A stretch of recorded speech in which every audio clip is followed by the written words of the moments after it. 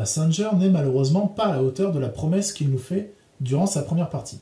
D'un film de science-fiction pur, avec des accents de Solaris et une pointe de Shining, Passenger vire au film d'aventure romantique, puis au genre catastrophe type La Tour Infernale, dans une économie de moyens et de talents en forme d'entonnoir. Dommage, car si le couple principal de comédiens fonctionne à plein, y compris dans la partie drame amoureux, et ce malgré une direction d'acteurs catastrophique, affreuse séquence d'hystérie lorsque Jennifer Lawrence traîne le corps de Chris Pratt jusqu'au compartiment médical, l'absence de projet cinématographique, multiplication des plans extérieurs au vaisseau jusqu'à l'écœurement, problème du point de vue pour indiquer les pannes électriques successives, etc.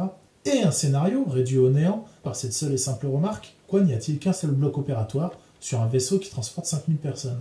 Bref, tout cela finit d'achever le film dans un épilogue catastrophique et contradictoire. Image finale d'un Éden paradisiaque retrouvé, recomposé même, avec un jardin, une cascade, installation en bois pour irriguer, une cabane pour finir ses jours heureux, etc., etc., mais dont la texture plastique et la tonalité numérique générale annulent l'effet naturel, le vrai qui était initialement recherché.